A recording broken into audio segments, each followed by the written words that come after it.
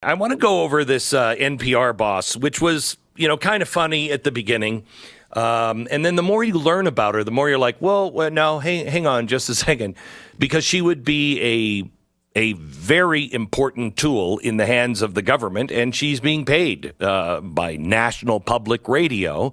So she is a tool of the government in many ways. Can she separate herself from her own personal beliefs? Or is that even wanted at NPR? We wanted to bring in Joe MacKinnon. Joe is a Blaze News staff writer, and he has been following up on this. Joe, take us from the beginning, from the whistleblower, if you will, all the way to Christopher Rufo, and then let's pick it up from there. So can you tell us the beginning of it, Joe? Absolutely. Thanks for having me on. So Uri Berliner, earlier this month, has this damning expose in the Free Press, April 9th. He goes after NPR after having worked there for a quarter of a century as a senior business editor.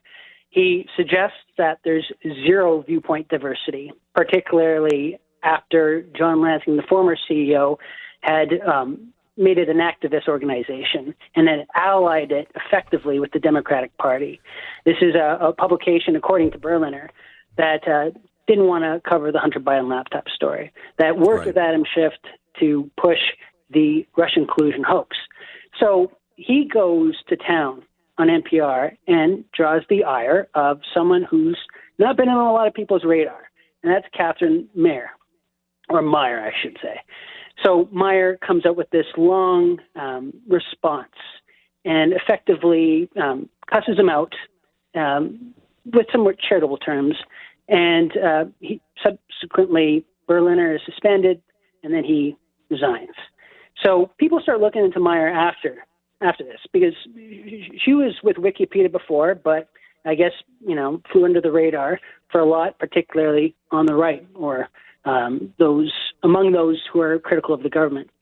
And at first blush, she looks just like another shrill leftist. She has the obligatory photo wearing the Biden campaign hat, and she has an unhealthy obsession with race. And so that photo exists, and the tweets speak for themselves.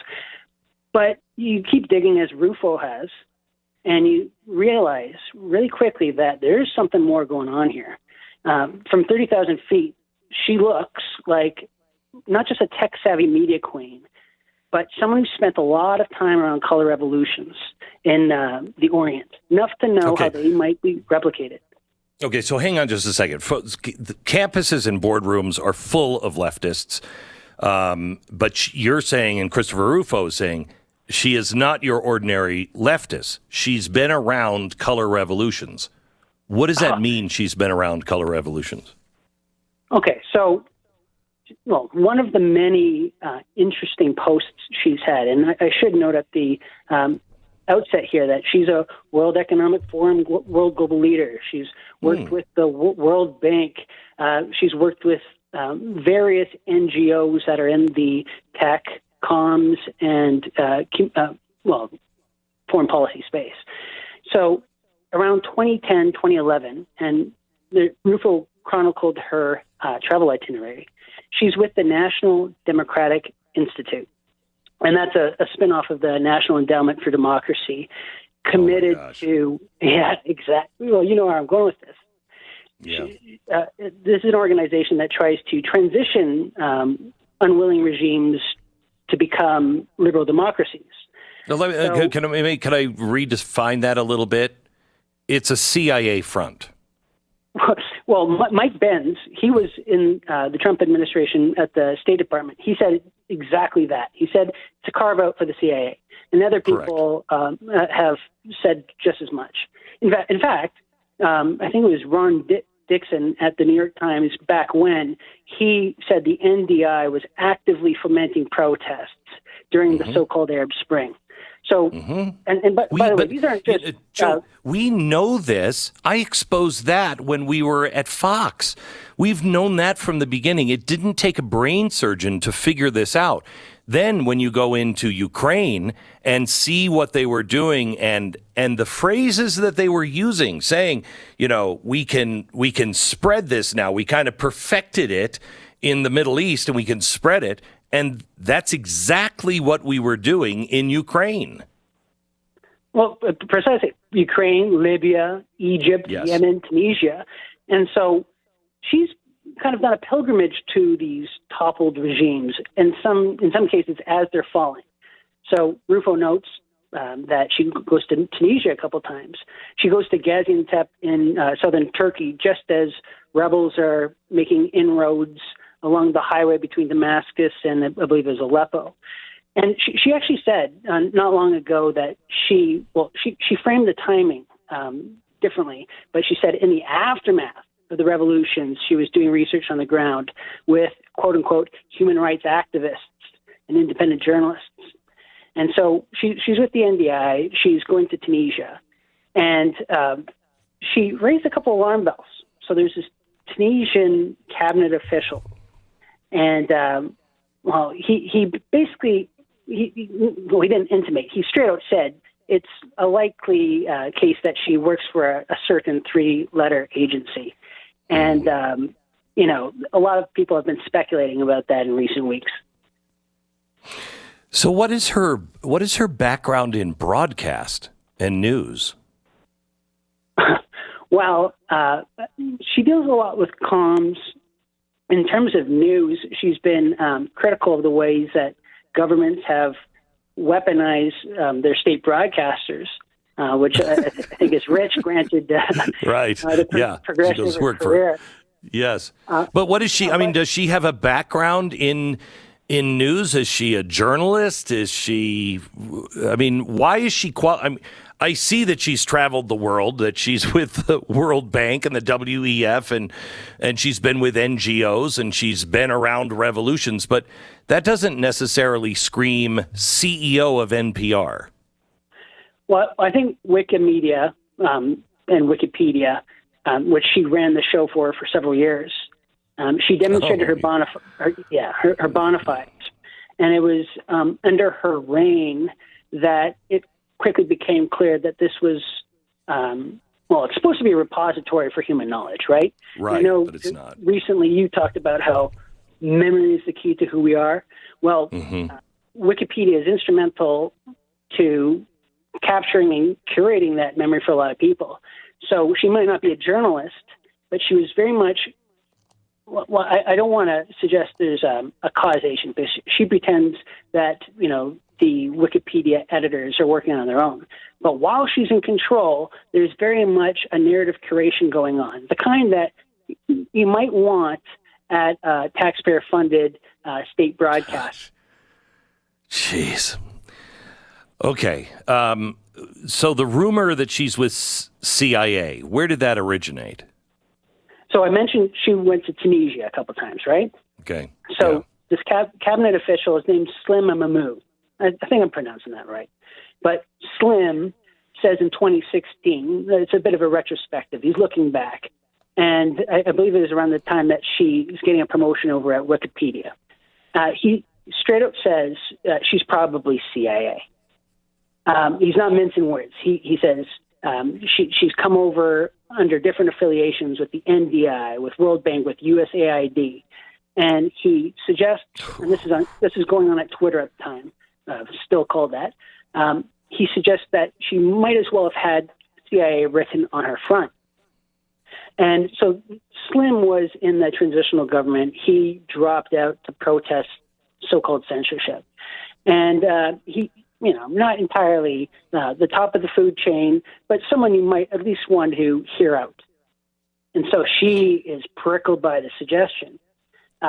She responds saying, I'm no sort of agent. You can dislike me, but please don't defame me. But then, that brought even more scrutiny because people took notice of the way she framed that response. So Christina Pasha, she's on the DeSantis team. She noted, for instance, okay, well, you may not have been an agent, but you could just as well have been an asset. Yeah. But the CIA element, I think, I haven't seen any incontrovertible proof Sure. But it's also largely immaterial because she's actually directly worked with the Biden administration. She's worked with and brushed shoulders with all these regime change groups.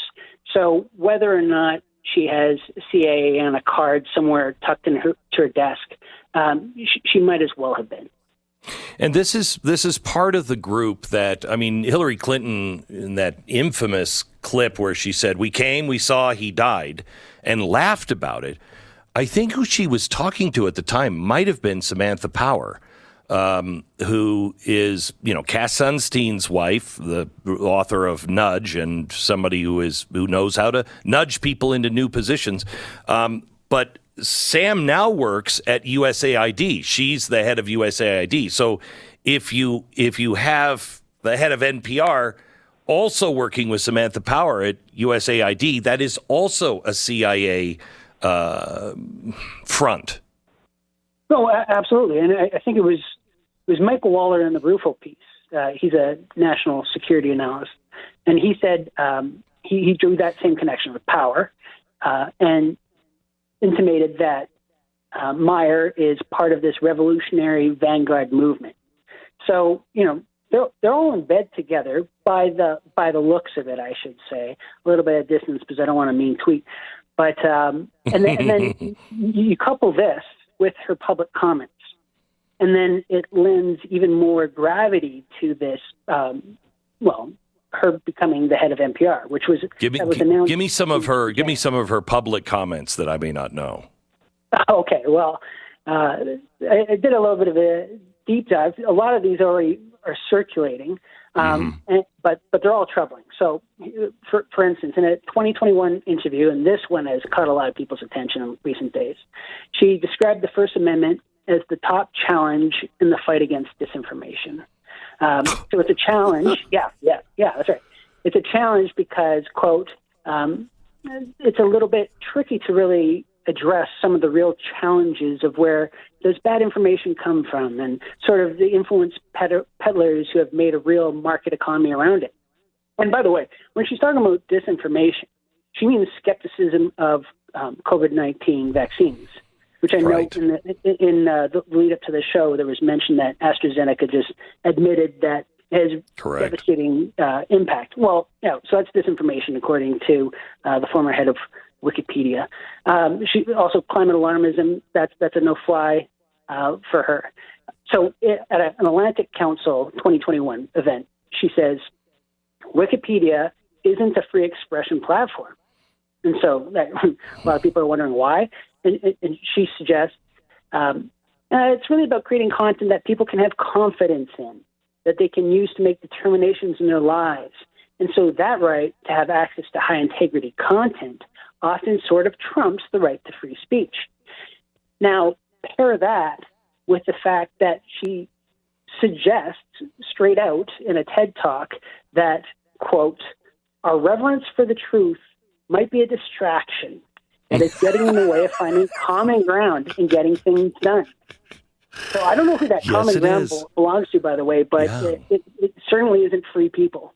Yeah, that's fantastic. Okay, I'm going to come back. Let me take 1 minute to break for a sponsor, and then I want to come back and I want to ask you. So if she was a tool, even a little bit in color revolution, what is the fear that she could do, or what is the impact she could have here in America by being the CEO of NPR? So we're talking to Joe MacKinnon, who has written extensively for the Blaze News. You can go to blaze.com and find his work on NPR's CEO, who is looking to be far worse than what anybody thought she was. We just thought she was a crazy liberal or progressive, but she seems to be possibly much more than that, including possibly working with the CIA. But she spent a lot of time around color revolutions. We'll talk about that coming up in the next break. But I just wanted to ask you, Joe, before you go, what is the impact, if this is true, that she could have with NPR at her disposal? NPR has long been a joke. It's ineffective. Its viewership has dwindled immensely. She is shrewd. She is effective. This is an individual who had people believing that cultural Marxism is a far-right conspiracy theory when she was running Wikipedia. And all the insights she has gleaned when she was doing her, again, pilgrimage of fallen states, and her understanding that capture of a state broadcaster could ultimately mean capture of the state, means that NPR is a weapon in her hands, potentially a weapon in her hands. There's over 1,000 stations broadcasting its NPR programming. There's thousands of employees, a bunch of bureaus across the country. Now, I don't think they're going to do business as usual. In fact, she's telegraphed that there's going to be a transformation behind the scenes. NPR was already a leftist propaganda outlet. Now, I think it's going to be used to foment, or at the very least control, the protest, and to at least have the power to weaponize various groups across the nation.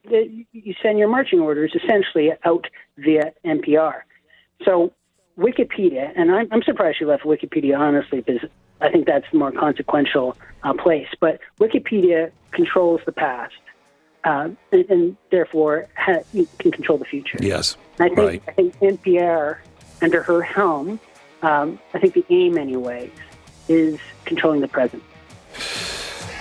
Joseph MacKinnon from theblaze.com.